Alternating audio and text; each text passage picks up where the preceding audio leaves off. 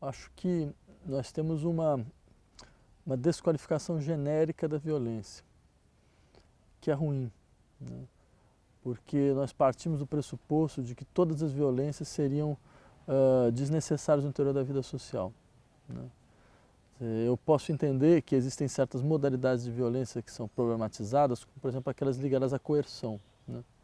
Então, uma coerção que produz alienação do meu desejo, produz alienação dos meus bens, produz alienação dos meus afetos, né? E nós temos as violências também ligadas à experiência da destruição do outro, da destruição de si. Mas é necessário alargar essa gramática das violências, porque existem várias modalidades de violência, e isso mesmo no interior dos organismos biológicos, isso é muito claro, vinculados a uma espécie de desestruturação e desequilíbrio incessante dos sistemas, né?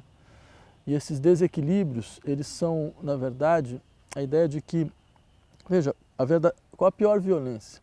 Ela não é a violência do conflito entre duas ou três pessoas sobre o significado de certas normas socialmente aceitas.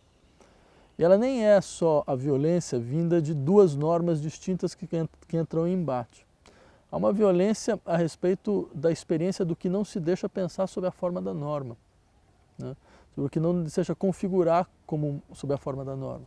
E que, no entanto, ela obriga que você se relacione com tal fenômeno, né? Então, eu diria que, dentro desse contexto, essa experiência, ela demonstra, inclusive nos organismos biológicos, uma funcionalidade decisiva para o desenvolvimento de novas formas. Mas na vida social nós tendemos a desconsiderá-las por completo, né, como se fossem figuras destrutivas da anomia e coisas dessa natureza. Então acho que há todo um retrabalho a ser feito nesse sentido.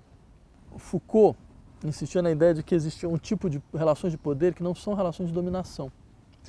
Ele falava que todas as relações são relações sociais, são relações de poder, né? Isso é inerente mesmo, à própria constituição das relações. Mas nem todas as relações de poder são relações de dominação. Relações de poder que são tacitamente aceitas. A relação do discípulo ao seu mestre é uma relação de poder. As relações no interior dos vínculos afetivos são relações de poder. Não necessariamente elas são relações de dominação, né? Quer dizer, elas têm um grau de violência, mas elas não são necessariamente coercitivas, né?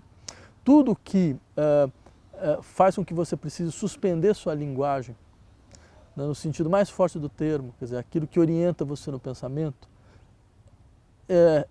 impõe uma violência, né? Quer dizer, existe uma violência contra a imaginação, contra a capacidade do esquematismo da imaginação, existe uma violência contra a representação. Todas essas violências, elas são absolutamente presentes no interior dos processos de desconfiguração e reconfiguração de si, né? No entanto, a gente vai caminhando para um tipo de sociedade onde toda e qualquer experiência da violência ela é vista como radicalmente a ser excluída. Eu diria por quê? Porque nós construímos uma ideia de que, quer dizer, existe uma violência na nossa vida social que é baseada na seguinte questão: a violência é aquilo que nos produz medo, né? E tudo aquilo e essa transformação do medo a um afeto central, ela faz com que nós chegamos a uma posição onde todas as violências são inaceitáveis, né? Eu diria que o problema nunca foi a violência, o problema é o medo, né? Acho que não há nenhuma necessidade de nós fazermos uma crítica à violência dessa maneira. Nós devemos fazer uma crítica do medo, crítica da maneira com que certas experiências ligadas à violência se perpetuam pelo fato delas se alimentarem ou alimentarem uma espécie de medo social. Essas são as piores violências. Essas sim são aquelas violências contra as quais eu acho que o pensamento deve se contrapor, né? Ou seja, essas violências que, na verdade, elas estão baseadas na perpetuação e na produção do medo social.